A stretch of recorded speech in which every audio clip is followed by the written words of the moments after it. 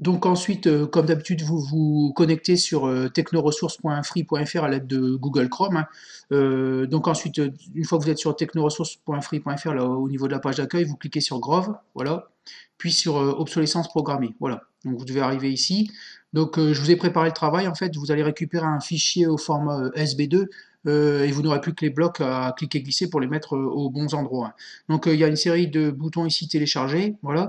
Donc le dernier, vous vérifiez bien que c'est tampon encreur imprimante au format SB2. Voilà.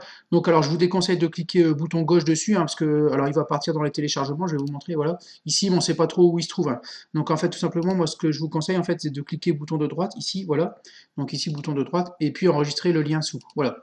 Donc vous allez arriver ici, mais alors moi c'est un peu différent parce que je suis à la maison. Donc vous allez chercher ici, vous au collège, votre nom ici dans la liste, hein, dans l'arborescence, hein, votre nom sur serveur 2012, ici vous cliquez dessus, voilà. Donc moi je l'ai pas forcément, hein. Et ensuite ici vous allez retrouver votre session, du coup, vous déplacez dans votre session, hein, et vous l'enregistrez où vous voulez, d'accord. Alors le fichier va s'appeler tampon encore imprimante, vous cliquez tout simplement sur enregistrer, hein, voilà. Donc tout simplement, hein, vous cherchez, je répète, vous cherchez votre nom sur serveur 2012 ici dans la liste, hein, plutôt vers le bas je pense. Après vous déplacez dans votre session pour le mettre, si vous avez un dossier de technologie par exemple, vous vous mettez dedans, hein, et vous cliquez sur enregistrer. Donc le fichier va s'appeler tampon encreur imprimante. Voilà, donc moi je l'enregistrerai pas puisque je l'ai déjà fait. Ensuite, alors je vous déconseille de double-cliquer dessus sur le fichier que vous venez de télécharger, hein. Donc je vous conseille de lancer mblock. Donc simplement ici, ici sur démarrer, là vous cliquez dessus, vous tapez mb, ça suffira, et vous cliquez ici. Donc moi je vais pas le faire, hein, pour lancer un bloc, voilà. Vous allez arriver à un écran qui ressemble à celui-là, puis vous faites fichier, ouvrir un projet, voilà. Et vous allez chercher en fait le projet que vous venez de télécharger dans votre session, hein. Vous devriez arriver à peu près à cet écran-ci. Alors peut-être que vous allez avoir des blocs ici en rouge non désignés en fait, donc ça c'est normal.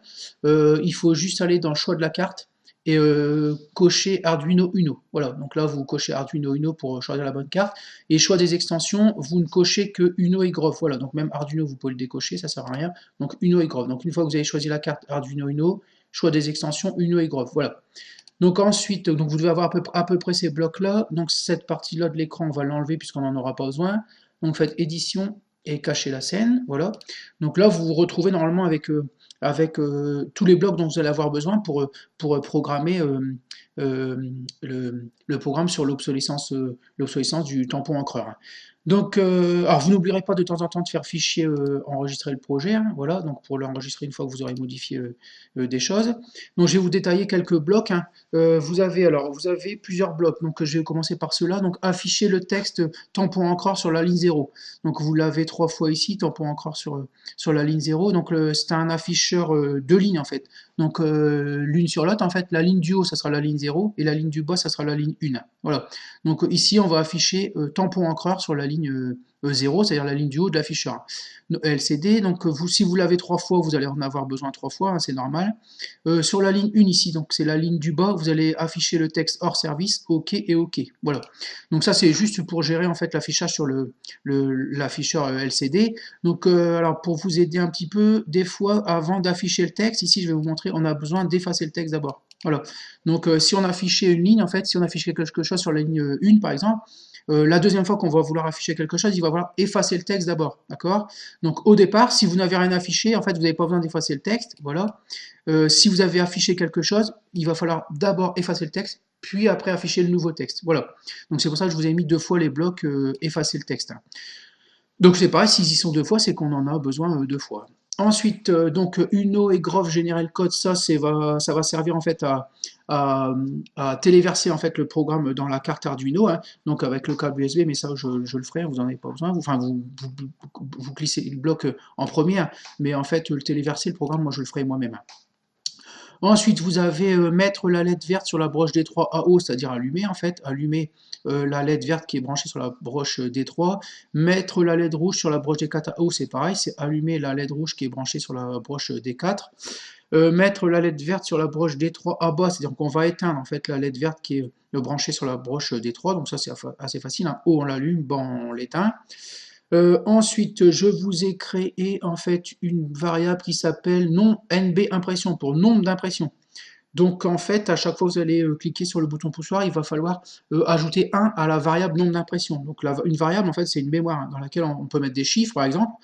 Donc on va ici, ce bloc-là, le bloc orange ici, c'est ajouter un nombre d'impressions 1. Donc à chaque fois qu'on va glisser ce bloc-là, à chaque fois qu'on va avoir un événement au-dessus, on va ajouter un nombre d'impressions jusque 10. Hein.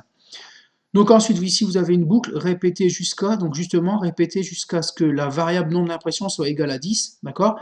Donc on va répéter ce que vous allez mettre à l'intérieur ici en instruction, jusqu'à ce que la mémoire nombre d'impressions soit égale à 10, voilà. Ensuite, donc sur tous ces blocs-là, vous ne les bougez pas, hein, le bloc vert et le bloc orange, là, vous ne bougez pas ici, je vous l'ai mis pour vous faciliter le travail, hein. Donc ensuite, vous avez le bloc si, alors, voilà. Donc ici, tout simplement, c'est si j'appuie sur le bouton poussoir qui est branché sur la broche des deux. Donc en fait, égal 1, c'est que j'appuie dessus. Hein. Donc ici, je vais attendre si j'appuie sur le bouton poussoir branché sur la broche des deux. Donc égal 1, c'est que j'appuie dessus. Alors, je vais enchaîner les instructions qui est à l'intérieur. Hein. Voilà. Donc voilà à peu près pour tous les blocs. Hein. Enfin, je vous ai également mis un bloc attendre 0,5 secondes, puisque après chaque appui sur le bouton poussoir, il va falloir attendre une demi-seconde pour pouvoir réappuyer dessus. Hein. Donc ça, c'est une petite astuce pour que ça fonctionne bien. Donc voilà maintenant à vous de déplacer les blocs, hein, de déplacer les blocs et de les mettre aux bons endroits. Donc là, bon, par exemple, j'ai fait n'importe quoi, voilà. Donc je sais pas, par exemple, je mets au hasard, mettre la LED verte à bas ici, etc., etc. Donc après, à vous d'organiser le programme pour que ça fonctionne correctement.